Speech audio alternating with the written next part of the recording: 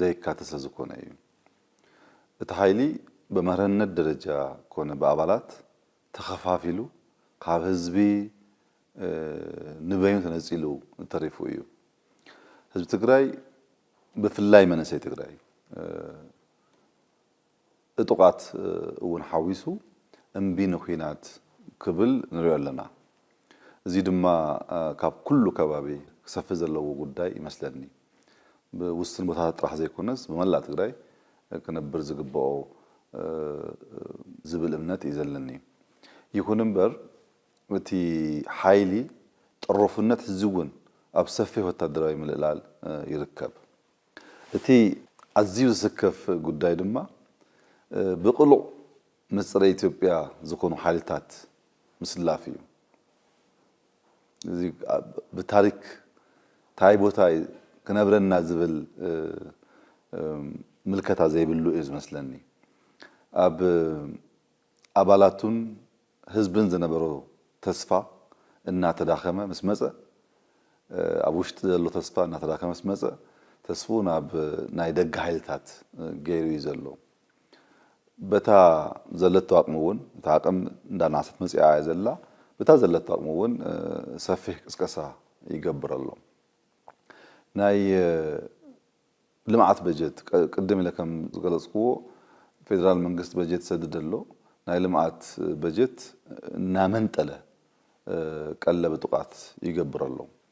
ክልል ትግራይን ህዝብ ትግራይን ኣብ ኩነተ ውግን ወረ ውግን ከነብር ካብ ልማዓት ኢንቨስትመንት ክርህቅ ይገብራሉ ህዝብና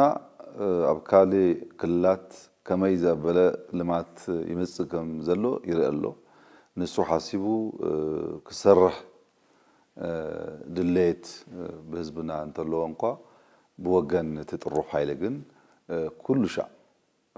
ኩነተ ውግ ወረ ውግ ጥራሕ ክዝረብ ተገምጋም ይኩን መግለጽ ይኩን መርገጽ ይኩን ሁሉ ነገር ኩነተ ውግን ወረ ውግ ነው ኮይኑ ዘሎ እዚ ጥራሕ ግን አይኮነን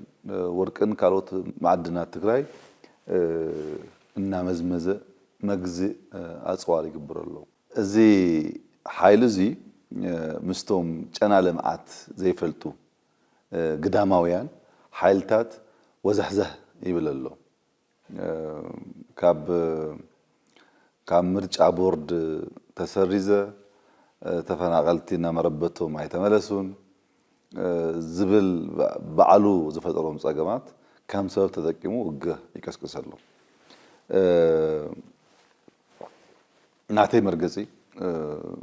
ካብ ቃላት ሓሊፉ ናብ ወታደራዊ ምንትንካፍ እንታአትዩ ግና ከም ቀደም መስለክን ወህጅ ወስደክን ጥራይ ክብል ዝክእል ወገንና በፍጹም ብስሩሕ ኣብ ትግራይ ዝጅመር ውግ ከም ዘይሎ ክረጋገጽ ደሊ ኣብ ትግራይ ዳግም ውግ ናይ መጅማር ድሌት ይኩን ፈተና ይኩን ሐሳብ ከም ዘይበልና ህዝብና ክፈልጥ ኣለዎ